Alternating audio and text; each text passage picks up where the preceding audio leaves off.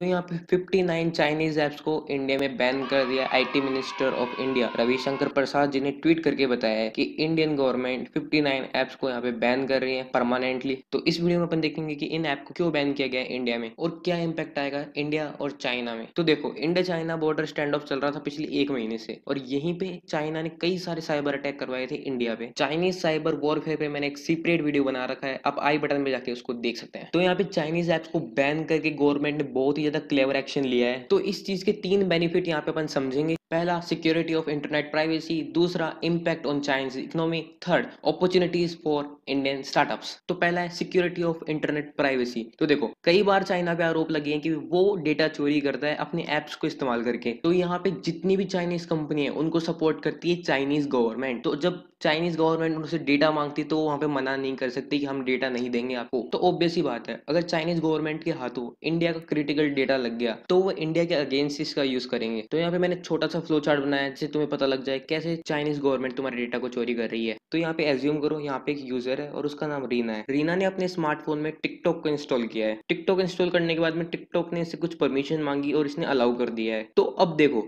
TikTok अपना जो सारा डेटा है कहाँ पे स्टोर करता है, कहाँ पे करेगा, सर्वर पे करेगा। सर्वर कहाँ पे, चाइना में है। तो यहाँ पे अगर चाइनीज गवर्नमेंट टिकटॉक को बोलती है कि आपके सभी यूजर्स के कॉन्टेक्ट लिस्ट निकाल के लाइए, तो यहाँ पे टिकटॉक क्या करेगा, वो पूरे डेटा को एक्सट्रैक्ट करेगा और अपने सर्वर पे अपलोड कर देगा। और सर्वर पे अपलोड होने के बाद में चाइनीज गवर्नमेंट उसको इजीली पढ़ पाएगी। तो यहाँ पे देखिए, रीना को पता भी नहीं चला और उसकी जो कॉन्टेक्ट लिस्ट है वो पूरी अपलोड हो गई चाइना के सर्वर पे। यहाँ पे सिर्फ कॉन्टेक्ट लिस्ट ही नहीं, आपकी एज, आपका नाम, आपकी लोकेशन, सारी चीजें चाइनीज ऐप चुराती हैं। यहाँ पे इन ऐप्स को आप दो कैटेगरी में बांट सकते हैं। पहला है वेंटी ऐप्स या एंटरटेनिंग ऐप्स। तो अगर आप इन ऐप्स को इंडियन मार्केट से हटा देते हैं तो इंडियन मार्केट पे कोई भी असर नहीं आएगा। फॉर एग्जाम्पल, यहाँ पे टेंसेंट हो गई, यहाँ पे टिकटॉक हो गया, यहाँ पे अलीबाबा हो गया। तो यहाँ पे देखो, फोर्ब्स का आर्टिकल है, फोर्ब्स ने लिखा है कि एप्पल ने अभी भी कैच किया है टिकटॉक को, वो यूजर्स के डेटा को स्पाई कर रहा था, प्राइवेसी को चोरी कर रहा था। तो यहाँ पे सेकंड पॉइंट है चाइनीज प्रोपेगेंडा मशीन्स। तो चाइना इन ऐप्स का यूज लेता है अपने प्रोपेगेंडा को आगे बढ़ाने के लिए और डेटा चोरी करने के लिए। साथ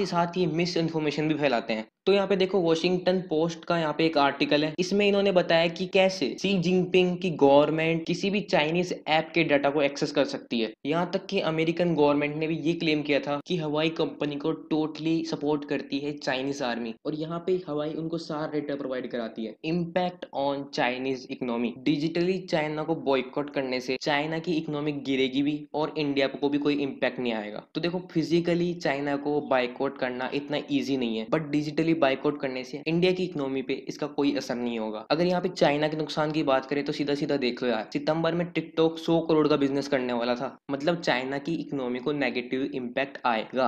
opportunities for Indian startups. In apps के बैन होने से इंडियन डेवलपर्स को बहुत ज्यादा फायदा होने वाला है। यहाँ पे कंपटीशन बिल्कुल खत्म हो गया है एंड्रॉइड मार्केट में। और अब क्या होगा ना कि सब लोग जो पहले टिकटॉक इस्तेमाल करते थे या फिर कोई भी चाइनीज ऐप इस्तेमाल करते थे, अब वो शिफ्ट हो जाएंगे इंडियन ऐप्स पे। आई होप तुमने ये सारी लिस्टेड ऐप्स को डिलीट कर दिया होगा अपने मोबाइल फोन से। तो आज का वीडियो यहीं पे खत्म करते हैं and thanks for watching this video.